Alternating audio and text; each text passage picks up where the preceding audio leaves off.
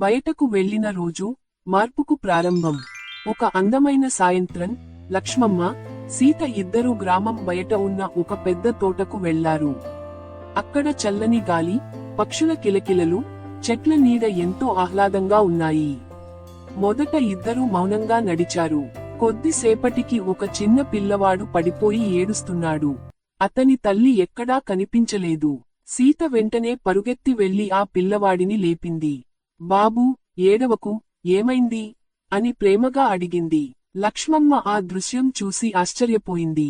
సీత తన దుపట్టాతో పిల్లవాడి మోకాలి గాయాన్ని తుడిచింది. కొద్దిసేపటికి ఆ పిల్లవాడి తల్లి వచ్చింది. తల్లి, అమ్మా, చాలా ధన్యవాదాలు, నా బిడ్డను చూసుకున్నందుకు. సీత, పర్లేదు అక్కా, పిల్లలు అందరికీ ఒకటే. ఆలోచన బుడగ అత్త మనసులో మార్పు. ఈ సంఘటన చూసిన లక్ష్మమ్మ మనసులో ఏదో మారింది. ఇంత ప్రేమగల అమ్మాయి, నేను ఎందుకు ఇంత కఠినంగా ప్రవర్తించాను అని ఆలోచించింది. కొంచెం ముందుకు నడుస్తూ, లక్ష్మమ్మ, సీత, నువ్వు చాలా మంచి మనసున్న అమ్మాయి.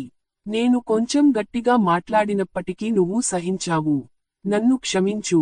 సీత ఆశ్చర్యపోయింది. సీత, అత్తగారు, నేను కూడా కొత్తగా వచ్చాను కాబట్టి భయపడ్డాను. మీకు నచ్చేలా ఉండాలని ప్రయత్నిస్తున్నాను. ఇద్దరి కళ్లలో ఆనందం కనిపించింది. ఆ రోజు నుంచి అత్త, కోడళ్ల మధ్య బంధం మారిపోయింది. లక్ష్మమ్మ ఇకపై ప్రేమగా మాట్లాడేది. సీత కూడా అత్తగారిని తన అమ్మలా చూసుకుంది.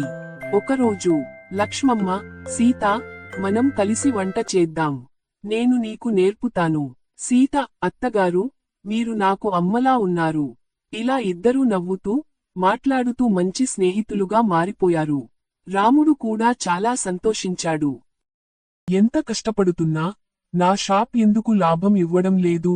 రోజంతా కష్టపడి పనిచేస్తున్నాను, కానీ కస్టమర్లు రావడం లేదు. రాముడి షాప్ పక్కనే ఉన్న కూరగాయల షాప్ మాత్రం ఎప్పుడూ జనంతో కిటకిటలాడుతూ ఉండేది. అన్నా, ఈ కూరగాయలు చాలా తాజావి, తీసుకెళ్ళండి. అక్కా, మీకు తగ్గట్టు తక్కువ ధరకి ఇస్తాను, మళ్ళీ రండి. ఆమె మాటల్లో ప్రేమ, గౌరవం మాత్రమే కాదు, కస్టమర్లను ఆకట్టుకునే ఒక ప్రత్యేకత ఉంది.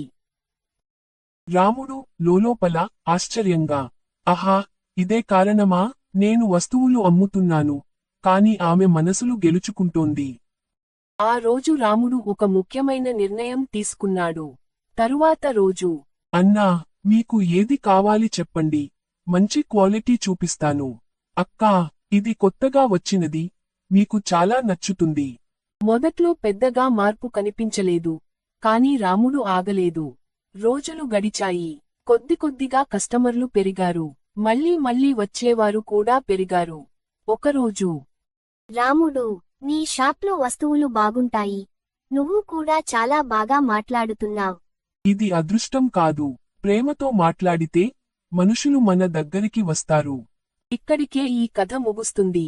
రాముడు చివరకు ఒక ముఖ్యమైన విషయానికి అర్థం చేసుకున్నాడు. అదృష్టం కాదు, మన ప్రవర్తనే విజయానికి కారణం. ప్రేమగా మాట్లాడితే మనుషులు మన దగ్గరకు వస్తారు. ఇక అత్త కోడళ్ల మధ్య కూడా ప్రేమ పెరిగింది. లక్ష్మమ్మ, సీత ఒకరినొకరు అర్థం చేసుకుని ఇంటి వాతావరణాన్ని ఆనందంగా మార్చుకున్నారు. ఇలా ఇంట్లో శాంతి ఉండడంతో రాముడి జీవితం కూడా సక్సెస్ అయింది. ఇలాంటి మరిన్ని మంచి కథల కోసం మా ఛానల్ని చెన్ను స్టోరీ వరల్డ్ ని సబ్స్క్రైబ్ చేయండి. ఈ వీడియో మీకు నచ్చితే లైక్ చేసి మీ ఫ్రెండ్స్ తో షేర్ చేయడం మర్చిపోకండి. మళ్ళీ మరో మంచి కథతో కలుద్దాం.